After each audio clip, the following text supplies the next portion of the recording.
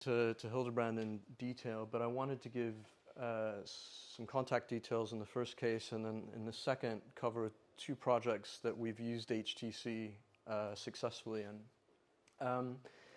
And I'll sort of demonstrate each of them, but there's links to, in the top bit, a project called Glowmark. This is where we developed a property passport with the intention of helping people change from gas boilers to heat pumps. Part of the property passport idea is to maintain that record of changes in the house, but to put that onto a blockchain so that it lives with the house, and therefore when the ownership of the house changes, there's a kind of public record of that change that's happening. The website, which I'll just sort of flip to quickly so you know that if you're in the right place.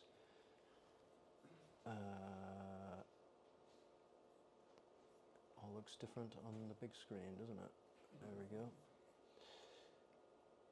So some of the novel things that we've done here are linking this directly to smart meter data. So at Hildebrand, we have a capacity to link to the UK's national smart metering infrastructure. It's a kind of luxurious position, but we can onboard homes in real time, and within a few minutes of validating the end user, data begins to flow. So that's from both electricity and gas meters. That forms the primary record for our blockchain, and then we layer that on with other tools. And we found HTC to be something where we could base a heat demand calculation from that to map then what heating technologies could be used successfully with kind of like a simulated future. This was funded by DESNZ, or our Department of Energy and Net Zero. So there's lots of outputs and reports and things that are publicly available, but that I welcome you to have a look at. The second project is slightly different in context, and I think it's probably quite different from anything we've discussed or I've even had discussions privately here. So this is about using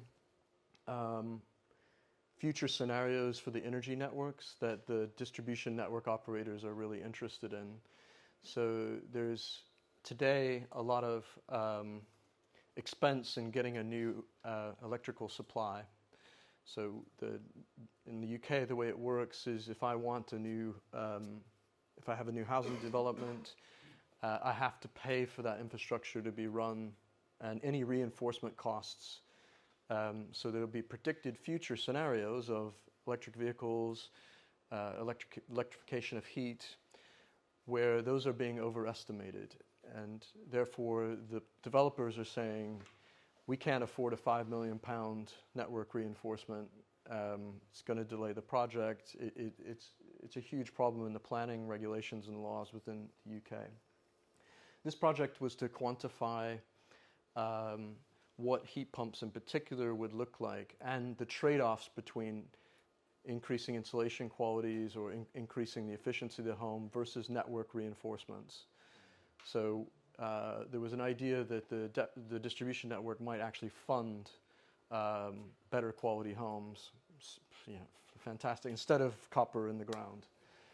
Again, lots of material. The video is very good. It's fairly recent. It's from last year of July, and it had a really good set of partners on there that produced lots of in-depth kind of financial reports, etc. The tool itself has been open sourced. It's really sort of a prototype, so don't put too much in the calculations themselves, but I think it demonstrates the use of an HTC. And the idea is that you can go and create a building mix for parts of the network.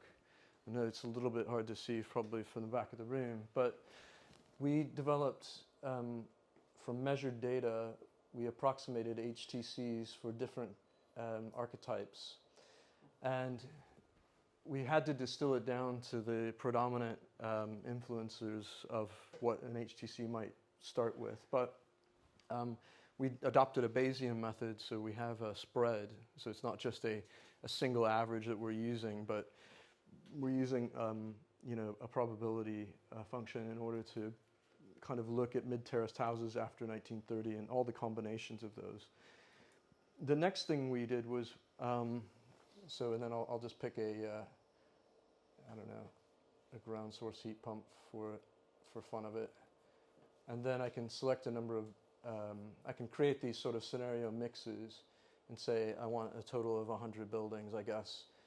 So we tested this in 3 areas. One area with 250 homes, where we went in and we picked out all these characteristics, an area of 1,300 homes and an area of 3,000 homes.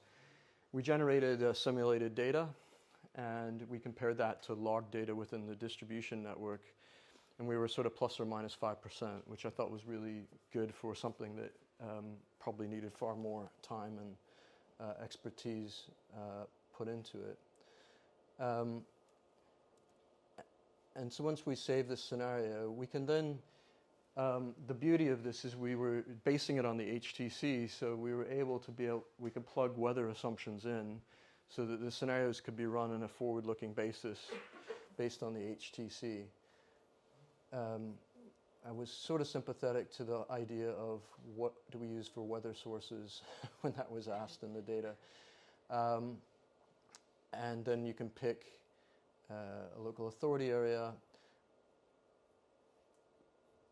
and we should, it's been a while since I have used this, but we can then generate a graph for those 100 homes and look at what the heating energy component is versus the base electricity component. The green line is just the temperatures that are the input temperatures on the other axis. This was fed into like a larger network modeling tool, but this goes well beyond what the distribution networks were using for their assumptions. And when you talk about like who's going to fund HTC and other things, and we start to talk a lot about policies, and it has to be top down of like, governments mandating it. These tools, I think, prove that there's actually funding streams from the bottom up. So the distribution network has multi-billion pound investment every year in network reinforcement. And so if they can better target billions of pounds of investment through something like an HTC, you all of a sudden become very relevant, and funding becomes very relevant. So again, I just welcome you to take your time and have a look at those in your own, because there's tons of material and there's no way I could cover it all. But yeah, if you want to know more, please get in touch. Thank you.